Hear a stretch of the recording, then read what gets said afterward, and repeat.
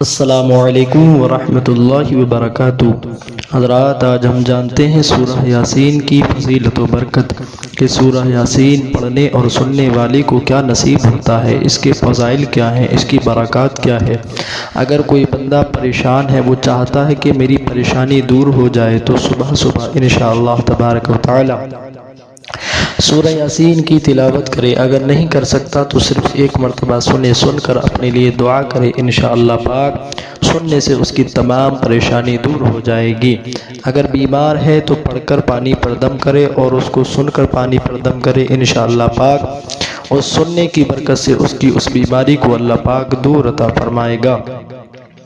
اگر کوئی بندے کے گھر میں، کاروبار میں، دکان میں برکت نہیں ہو رہی ہے، خیر و برکت کے نزول نہیں ہو رہے ہیں، تو اس کو چاہیے کہ سورہ یاسین کی تلاوت کرے اور اس کو پڑھ کر اللہ کی بارگاہ میں دعا کرے۔ پڑھ سکتا ہے تو پڑھ لے، نہیں پڑھ سکتا تو صرف سن لے، انشاءاللہ پاک اس کی اس مشکل کو اللہ پاک آسان فرمائے گا اور اس کے رزق میں خوب برکتیں عطا فرمائے گا۔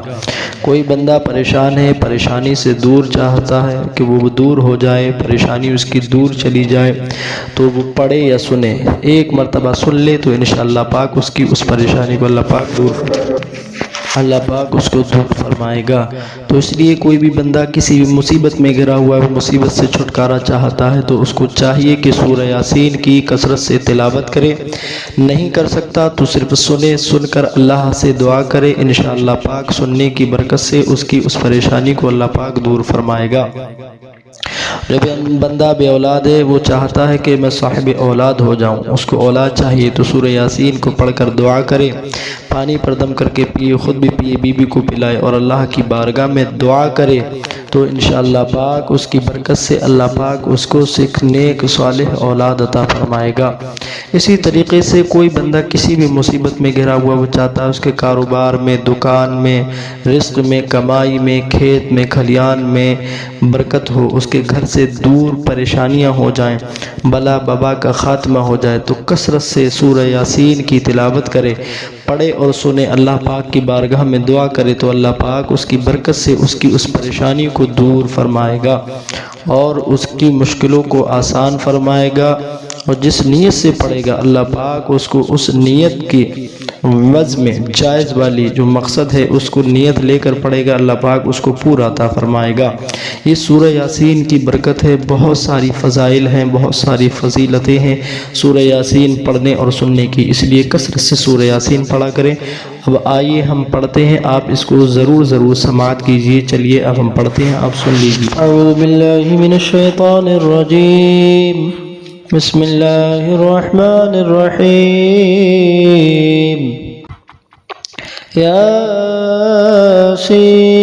یاسین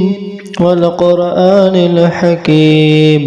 انک لمن المرسلین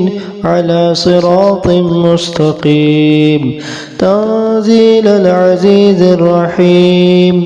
لتنذر قوما ما انذر آباؤهم فهم غافلون لقد حق القول على أكثرهم فهم لا يؤمنون إنا جعلنا في أعناقهم أغلالا فهي إلى الأذقان فهم مقمحون وجعلنا من بين أيديهم سدا ومن خلفهم سدا فأغشيناهم فهم لا يبصرون وسواء عليهم أأنذرتهم أم لم تنذرهم لا يؤمنون إنما تنذر من اتبع الذكر وخشي الرحمن بالغيب فبشره بمغفرة وأجر كريم إنا نحن نحيي الموتى ونكتب ما قدموا وآثارهم وكل شيء أحصيناه في إمام مبين واضرب لهم مثلا أصحاب القرية إذ جاءها المرسلون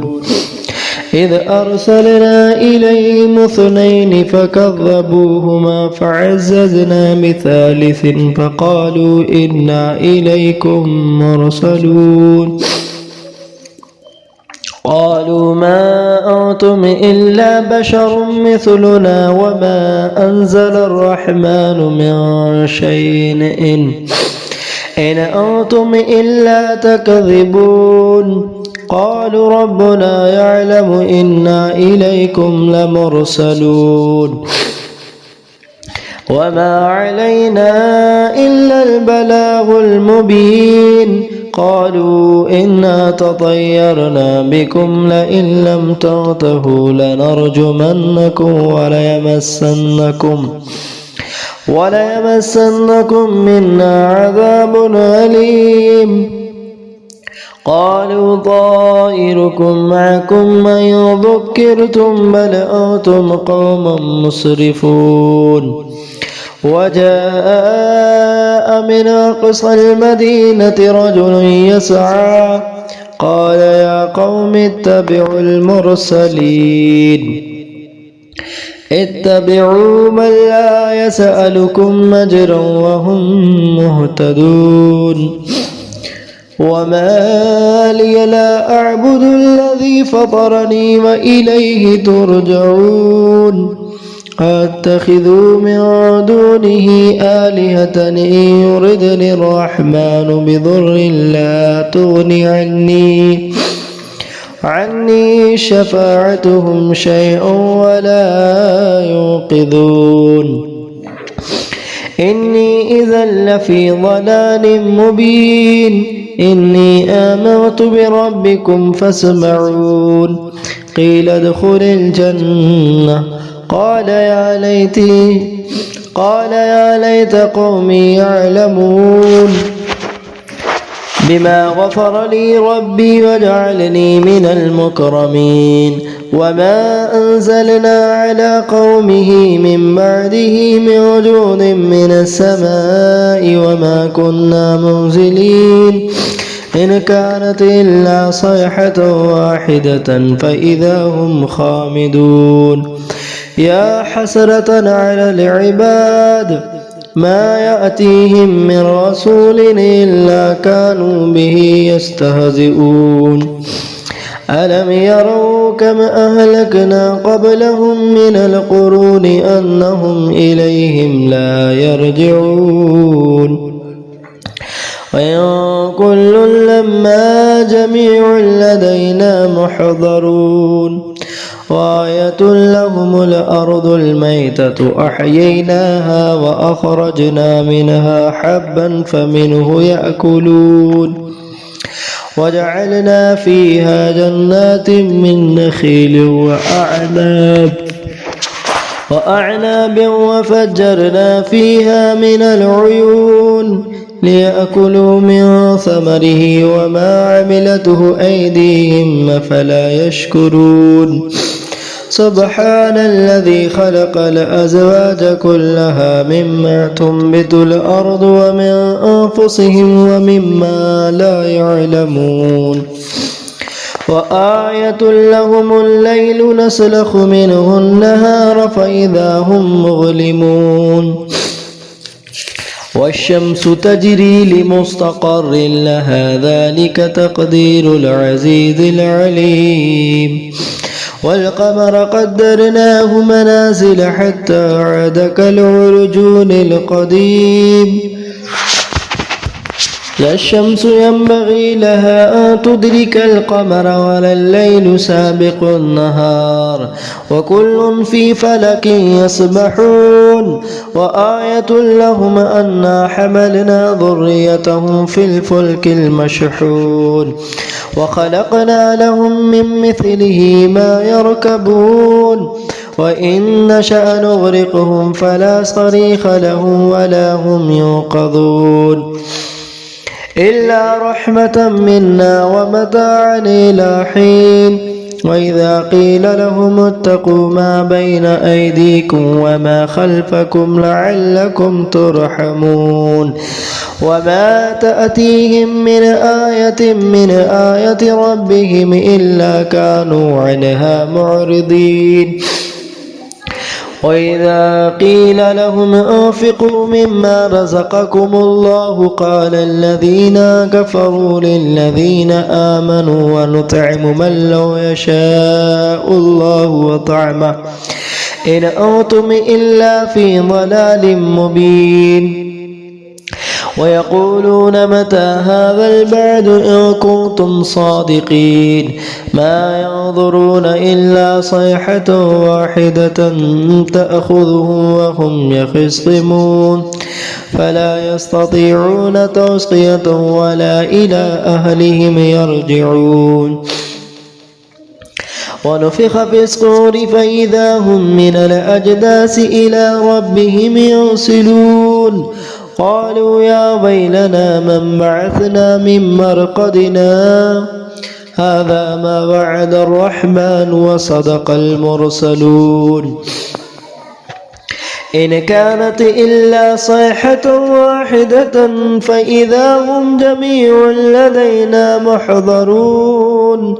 فاليوم لا تظلم نفس شيئا ولا تجزون إلا ما كنتم تعملون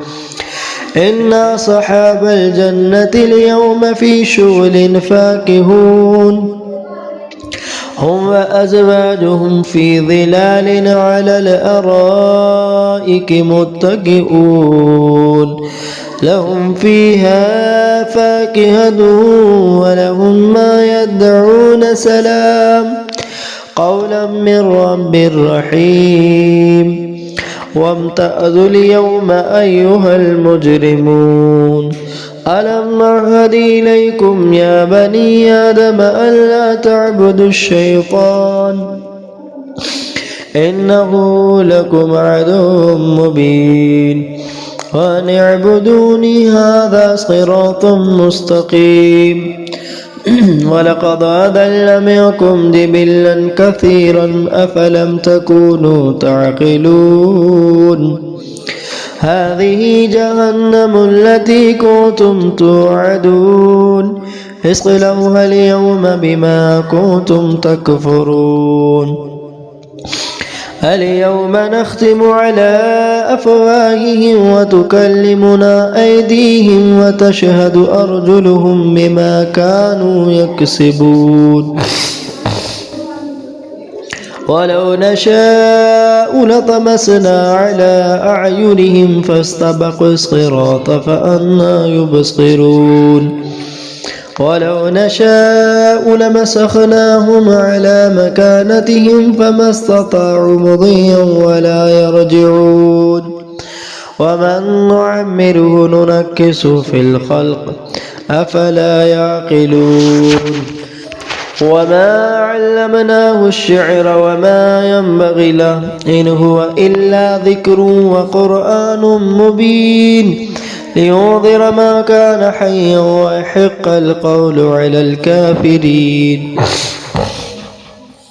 أولم يروا أنا خلقنا لهم مما عملت أيدينا أنعاما فهم لها مالكون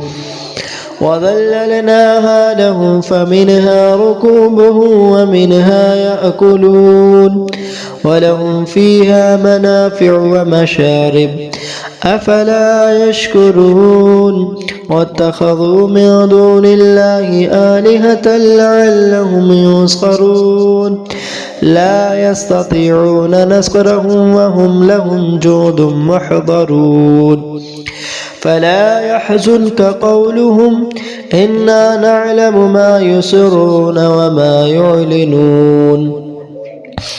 أولم ير الإنسان أنا خلقناه من نطفة فإذا هو خصيم مبين وضرب لنا مثلا ونسي خلقه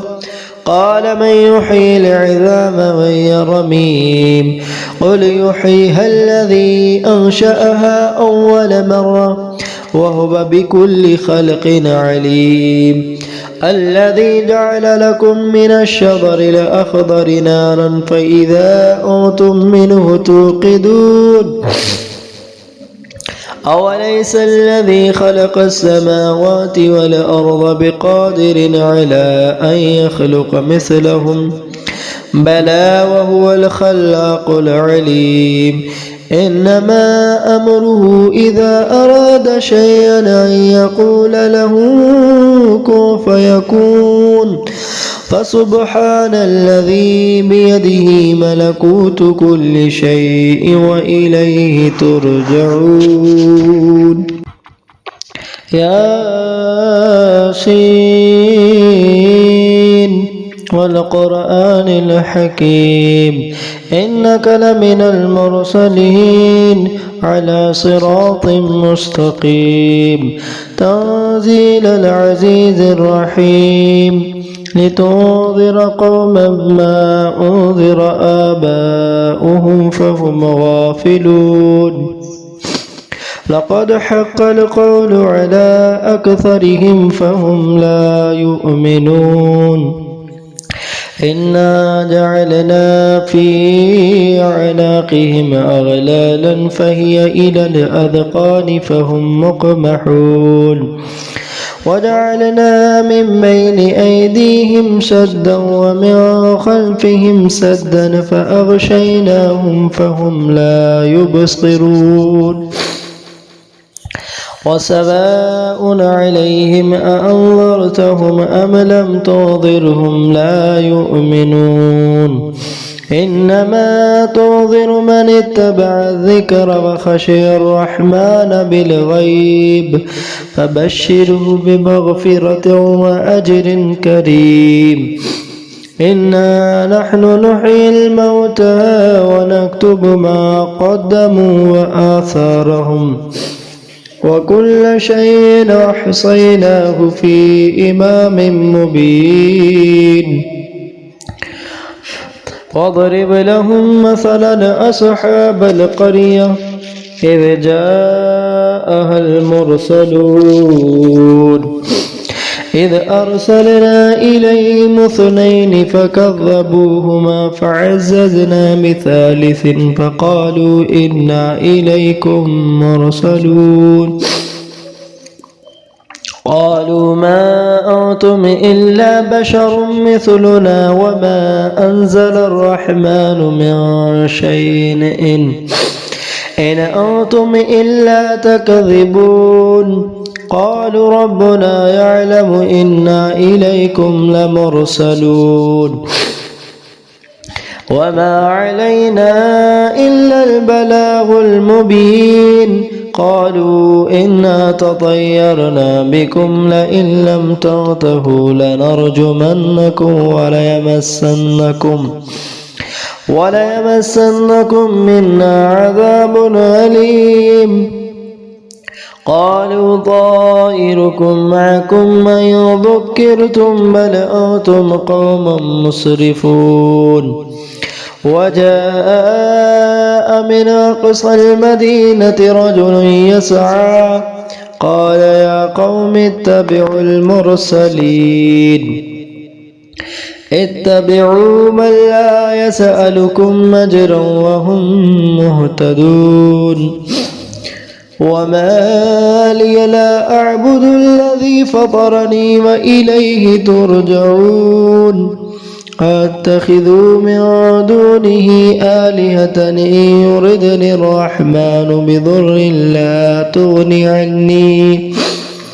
عني شفاعتهم شيئا ولا ينقذون إني إذا لفي ضلال مبين إني آمنت بربكم فاسمعون قيل ادخل الجنة قال يا ليت قومي يعلمون بما غفر لي ربي وجعلني من المكرمين وما أنزلنا على قومه من بعده من وجود من السماء وما كنا منزلين إن كانت إلا صيحة واحدة فإذا هم خامدون يا حسرة على العباد ما يأتيهم من رسول إلا كانوا به يستهزئون ألم يروا كم أهلكنا قبلهم من القرون أنهم إليهم لا يرجعون وإن كل لما جميع لدينا محضرون وآية لهم الأرض الميتة أحييناها وأخرجنا منها حبا فمنه يأكلون وجعلنا فيها جنات من نخيل وأعناب وفجرنا فيها من العيون ليأكلوا من ثمره وما عملته أيديهم أفلا يشكرون سبحان الذي خلق الأزواج كلها مما تنبت الأرض ومن أنفسهم ومما لا يعلمون وآية لهم الليل نسلخ منه النهار فإذا هم مظلمون والشمس تجري لمستقر لها ذلك تقدير العزيز العليم والقمر قدرناه منازل حتى عاد كالعرجون القديم لا الشمس ينبغي لها أن تدرك القمر ولا الليل سابق النهار وكل في فلك يسبحون وآية لهم أنا حملنا ذريتهم في الفلك المشحون وخلقنا لهم من مثله ما يركبون وإن نشأ نغرقهم فلا صريخ لهم ولا هم ينقذون إلا رحمة منا ومتاعا إلى حين وإذا قيل لهم اتقوا ما بين أيديكم وما خلفكم لعلكم ترحمون وما تأتيهم من آية ربهم إلا كانوا عنها معرضين وإذا قيل لهم انفقوا مما رزقكم الله قال الذين كفروا للذين آمنوا ونطعم من لو يشاء الله وطعمه إن أنتم إلا في ضلال مبين ويقولون متى هذا البعد إن كنتم صادقين ما ينظرون إلا صيحة واحدة تأخذهم وهم يخصمون فلا يستطيعون توصية ولا إلى أهلهم يرجعون ونفخ في الصور فإذا هم من الأجداث إلى ربهم ينسلون قالوا يا ويلنا من بعثنا من مرقدنا هذا ما وعد الرحمن وصدق المرسلون إن كانت إلا صيحة واحدة فإذا هم جميع لدينا محضرون فاليوم لا تظلم نفس شيئا ولا تجزون إلا ما كنتم تعملون إن أصحاب الجنة اليوم في شغل فاكهون هم وأزواجهم في ظلال على الأرائك متكئون لهم فيها فاكهة ولهم ما يدعون سلام قولا من رب رحيم وامتازوا اليوم أيها المجرمون ألم أعهد إليكم يا بني آدم ألا تعبدوا الشيطان إنه لكم عدو مبين وأن اعبدوني هذا صراط مستقيم ولقد أضل منكم جبلا كثيرا أفلم تكونوا تعقلون هذه جهنم التي كنتم توعدون اصلوها اليوم بما كنتم تكفرون اليوم نختم على أفواههم وتكلمنا أيديهم وتشهد أرجلهم بما كانوا يكسبون ولو نشاء لطمسنا على أعينهم فاستبقوا الصراط فأنى يبصرون ولو نشاء لمسخناهم على مكانتهم فما استطاعوا مضيا ولا يرجعون ومن نعمره ننكسه في الخلق أفلا يعقلون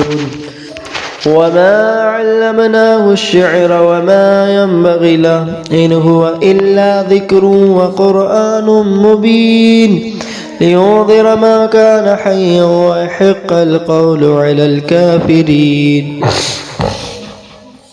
أولم يروا أنا خلقنا لهم مما عملت أيدينا أنعاما فهم لها مالكون وذللناها لهم فمنها ركوبهم ومنها يأكلون ولهم فيها منافع ومشارب أفلا يشكرون واتخذوا من دون الله آلهة لعلهم ينصرون لا يستطيعون نصرهم وهم لهم جند محضرون فلا يحزنك قولهم إنا نعلم ما يسرون وما يعلنون أولم ير الإنسان أنا خلقناه من نطفة فإذا هو خصيم مبين وضرب لنا مثلا ونسي خلقه قال من يحيي العظام وهي رميم قل يحييها الذي أنشأها أول مرة وهو بكل خلق عليم الذي جعل لكم من الشجر الأخضر نارا فإذا أنتم منه توقدون أوليس الذي خلق السماوات والأرض بقادر على أن يخلق مثلهم بلى وهو الخلاق العليم إنما أمره إذا أراد شيئا أن يقول له كن فيكون فسبحان الذي بيده ملكوت كل شيء وإليه ترجعون.